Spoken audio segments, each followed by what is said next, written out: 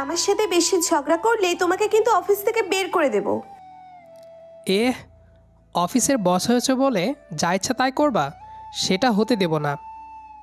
সেটা আমার বিষয়। তোমার চাকরি নির্ভর করছে আমাকে কতটুকু সেবা করবে। যাও, চা বানিয়ে আনো। পারবো না বানাতে। অফিসে হুকুম বাড়িতে চলবে না। তুমি চা বানিয়ে আনো, না হলে তোমাকে বাড়ি থেকে বের করে দেব বলে দিলাম। এটা অফিস না। ও, বাড়ি তোমার বলে আমাকে আজকে বের করে দেবার কথা বললা? যাবা না অফিসে? তোমাকে আমি বোঝাবো মজা।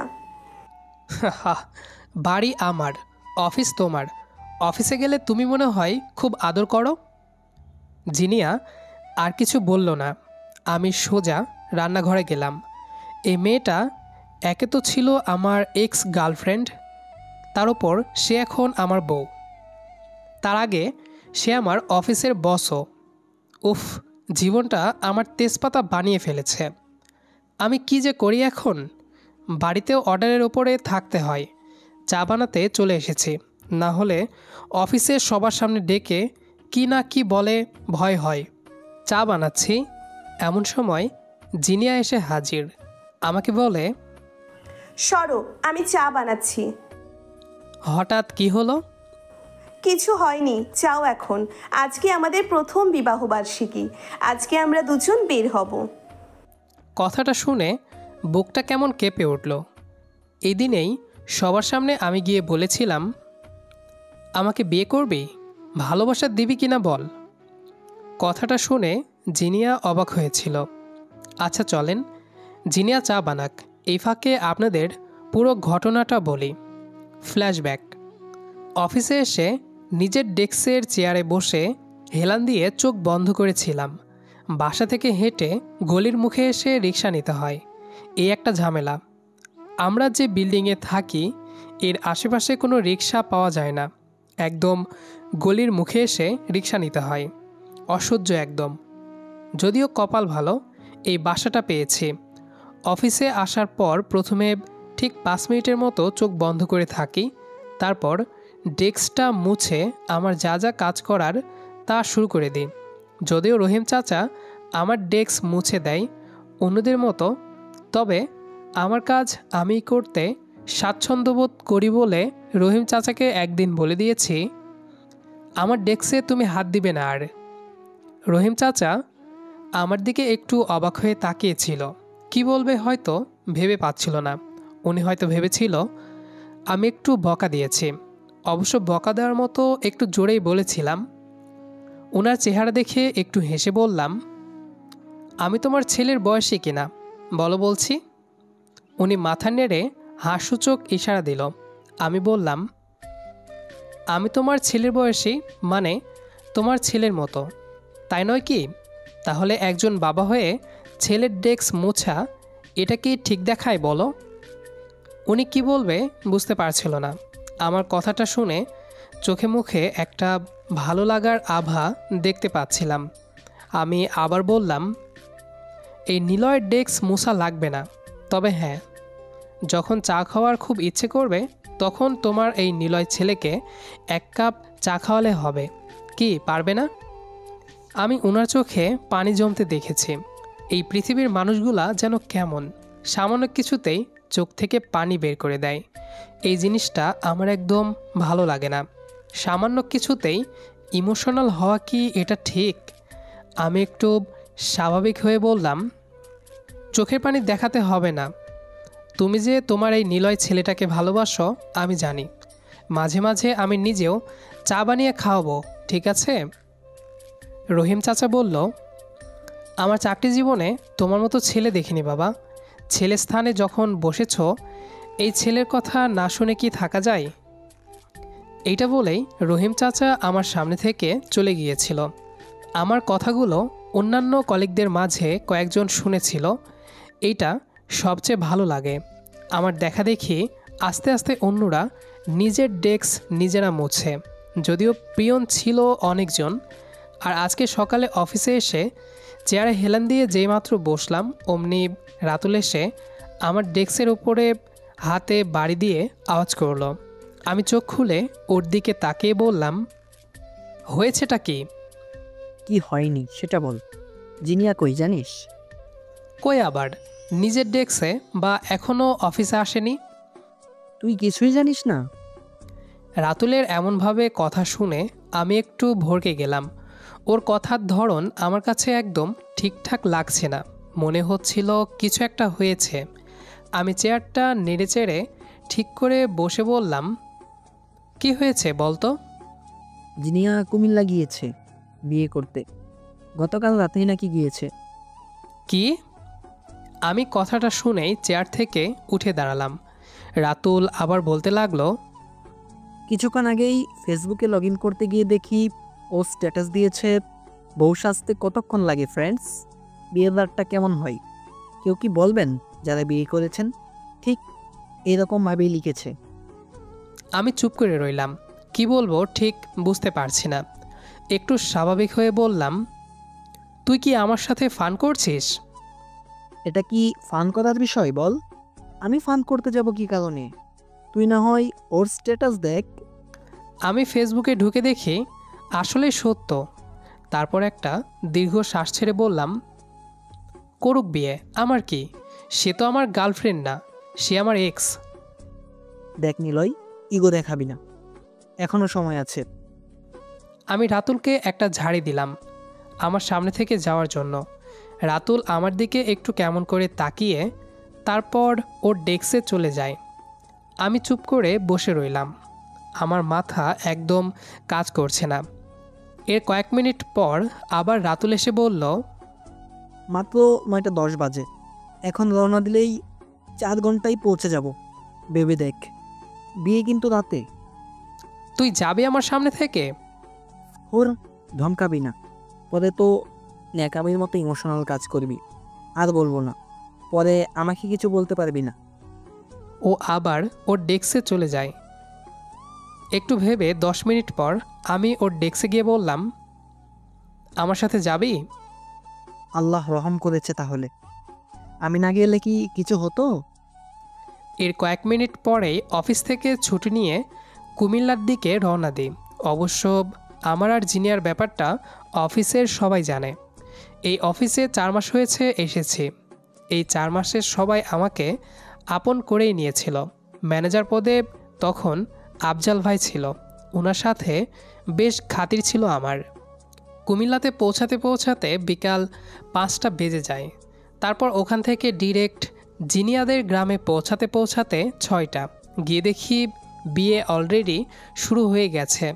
আমার মাথা একদম ঠিক নেই। বাড়িতে ঢুকেই ডিরেক্ট ওর সামনে চোখ বড় বড় করে দাঁড়ালাম। ও আমাকে দেখে অবাক হয়ে তাকিয়ে থেকে বলল, তোমাকে তুমি বিয়ের দাওয়াত দিইনি, কাউকেই দিইনি। কি নাদান ছেলে রে বাবা, বিয়ে খেতে কুমিল্লা চলে এসেছে। আমার মাথার মেজাজটা আরও খারাপ হয়ে গেল। ওর হাত চেপে ধরে ওকে দাঁড় করিয়ে বললাম, ভালোবাসা দিবি কিনা বল, আমাকে বিয়ে করবি কিনা বল। ও চুপ করে রইল। ও হয়তো এটা ভাবেওনি এমনটা আমি করব। বাড়ির সবাই আমাদের দুজনের দিকে তাকিয়ে আছে। কি হতে চলেছে তা যেন সবাই দেখার অপেক্ষা করছে। আসলে ও ছিল আমার এক্স গার্লফ্রেন্ড।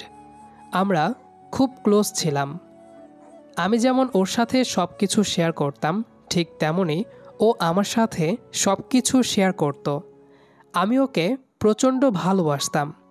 সম্পর্কে জড়ানোর আগে আমরা ছিলাম দুইজন ফ্রেন্ড।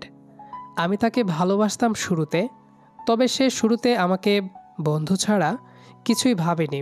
কেননা বন্ধুত্বটা আজীবন টিকে থাকে আর ভালোবাসাটা স্বল্পস্থায়ী যদি ধরে রাখতে না পারা যায়। আমি যখন হুট করে তাকে আমার ভালো লাগার কথা বলেছিলাম, সে গুরুত্ব না দিয়ে ফান হিসেবে ধরে নিয়েছিল। কারণ আমি ওর সাথে প্রায় মজা করতাম। আরেকবার আমি খুব সিরিয়াস হয়ে বলাতে সে বুঝে আমাকে ফিরিয়ে দেয়। তারপর আমি পিছু ঘুরি ওর। একটা সময় আমরা দুজনে সম্পর্কের ভিতরে জড়াই। কিন্তু দিনকে দিন আমাদের ভেতরে কে সঠিক সেটা প্রমাণ করার প্রতিযোগিতা চলতে শুরু করে। কোনো কাজ যেন দুজনের কারো পছন্দ হতো না। দুজনে প্রতিটা রাত ঝগড়া করে কাটাতাম।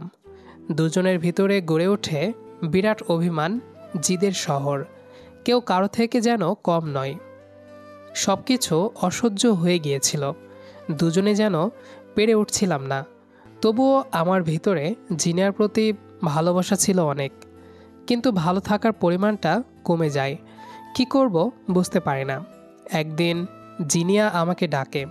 সে আমাকে জানিয়ে দেয় যে সে আর সম্পর্ক টেনে নিতে পারছে না, সে আমার সাথে সম্পর্কে থাকতে চায় না। সেদিন ভার্সিটির শেষ দিন ছিল, সবার সামনে বসেছিল জিনিয়া। আমি গিয়ে জিনিয়াকে আবার বোঝাতে শুরু করি যেন অন্তত আমরা আবার ভালো থাকার দিকে এগিয়ে যেতে পারি। কিন্তু আমার বোঝানোটা জিনিয়ার কাছে খুব অসহ্য লাগছিল। এগুলা তার মোটেও পছন্দ হচ্ছিল না আর, কারণ বারবার ঝগড়া শেষে আমি সব কিছু ঠিকঠাক করি। জিনিয়া খুব রেগে গিয়েছিল, যার ফলে আমার গালে ওর হাত তুলতে একটুও কাঁপেনি। সবার সামনে জিনিয়া আমাকে চড় দেয়। সে চিৎকার করে বলে, অনেক হয়েছে নিলয়, আর না, আমি আর এসব মেনে নিতে পারছি না। যখন বন্ধু ছিলাম তখন সব ঠিক ছিল। সবচাইতে বড় ভুল ছিল আমাদের সম্পর্কে জড়ানোটা। আমি কি পড়বো, কি খাবো, কোথায় যাব, কখন ফিরবো, রাত জাগবো কিনা, ফোন কতটুকু চাপবো, সাজবো কিনা, ঘুমাবো কখন, কতটুকু খাবার খাবো, কখন খাবো, সব কিছুতে তোমার বাড়াবাড়ির পরিমাণ ছিল বেশি। এগুলো নিয়ে রোজ ঝগড়া, জাস্ট বিরক্ত হয়ে গেছি। এরপর থেকে ওর সাথে কথা বলা অফ করে দিয়েছিলাম। কিন্তু ওর সাথে চলা, সময় কাটানো, একসাথে লাইব্রেরিতে বসে নোট করা, ঘুরে বেড়ানো, সব কিছু মিস করি। নিজেকে সামলিয়ে রাখতে পারতাম না। 1.5 মাস পরেই ওর সামনে গিয়ে বললাম, আমরা কি আগের মতো হতে পারি না? ও কিছু না বলে চলে গেল। আমার সাথে কথাও বলতো না। ওর একটু অভিমান বেশি ছিল। আমি কি করব ঠিক বুঝতে পারিনি। তারপর সময় পেরিয়ে যায়।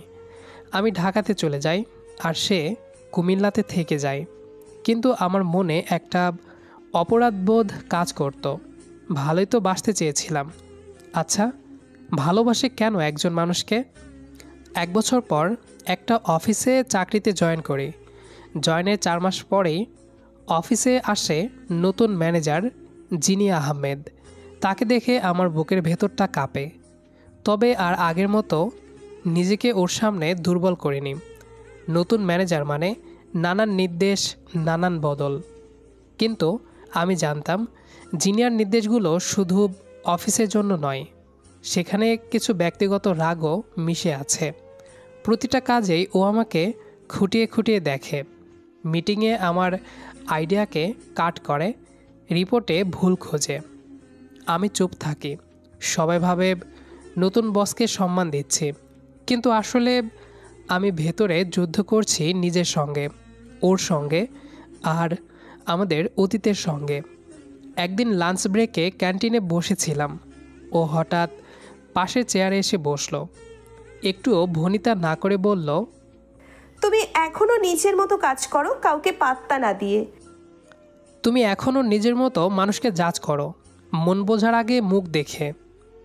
তোমার মতো কেউ বোঝাবুঝিও করে না, শুধু দাবি করে। আমি আর কিছু বললাম না, কারণ কথা বাড়ালে হয়তো বলেই ফেলতাম, তুমি এখনও আমার প্রাণের খুব কাছে আছো। এসব ভালো লাগতো না। নতুন আইডিয়া নিয়ে আগাই। অফিসে তাকে হিট লাগিয়ে অন্য মেয়ে কলিগদের সাথে হাসি ঠাট্টা করতে লাগলাম। ও রেগে তার চোখ মুখ লাল হয়ে যেত। যার সাথেই হাসি ঠাট্টা করতাম তাকে পরে আমি বলে দিতাম আমাদের কথা। যাই হোক, এভাবে চলছিল আমাদের।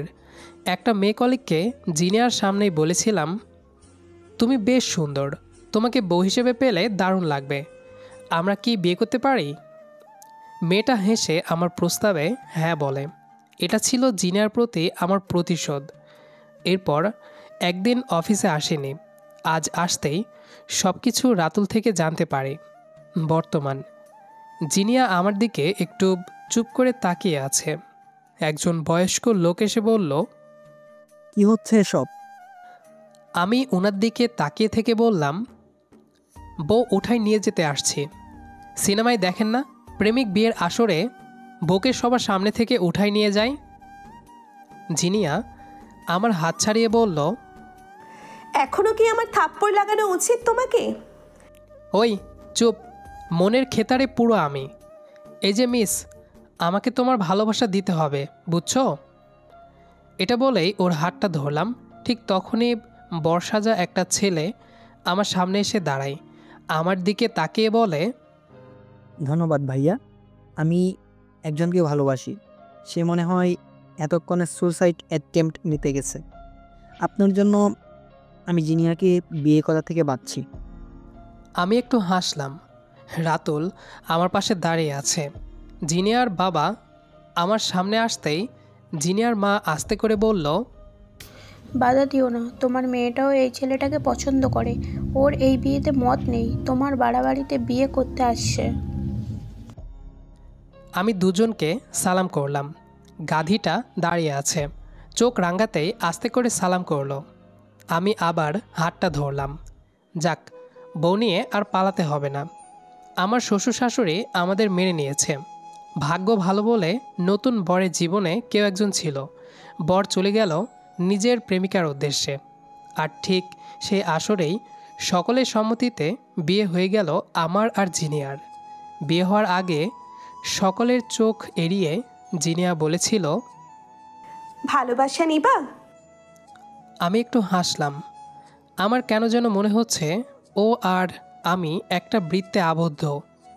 যত দূরে যায় না কেন, দিন শেষে কেন্দ্রে একত্রিত হব। এই তো, এই পথ দিয়ে বের হয়ে চলে যাব বউ নিয়ে। বর্তমান। জিনিয়া চা বানিয়ে সামনে আসলো। এক কাপ চা আমার হাতে দিয়ে আমার গা ঘেঁষে বসলো। ভালোবাসি তো, তাই তোমার সব কথাই মেনে নিই। দেখলা, চা বানিয়ে আনলাম। আমি জিনিয়ার দিকে চোখ ছোট ছোট করে তাকিয়ে আছি।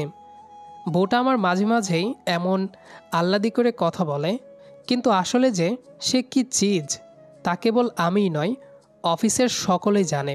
তবুও কীভাবে যেন আমি একেই ভালোবাসি। এর জন্যই ঘুরে ফিরে অপেক্ষা করি। একে না জড়িয়ে ধরলে রাতে ঘুম আসে না। বিশ্বাসই হয় না আমাদের বিয়ের আজ 1 বছর হলো। আজকে সকাল থেকেই আমার মনটা ভীষণ ভালো ছিল এই জন্য, কারণ আজই অনাকাঙ্ক্ষিতভাবে সবার সম্মতিতে আমাদের বিয়ে হয়েছিল। সেজন্য ওর জন্য একটা গিফটও কিনেছিলাম।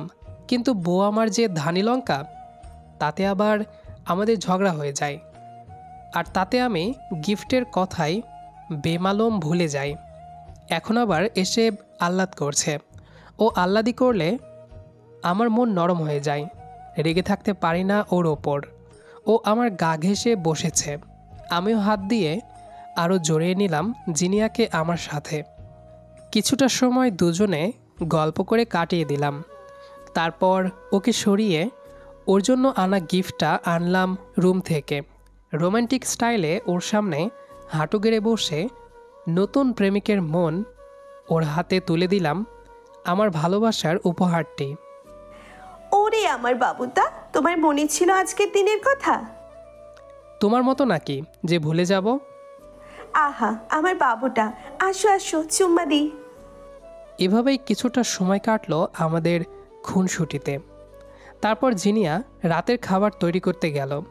কিছুক্ষণ পরই ডাকলো আমাকে খেতে।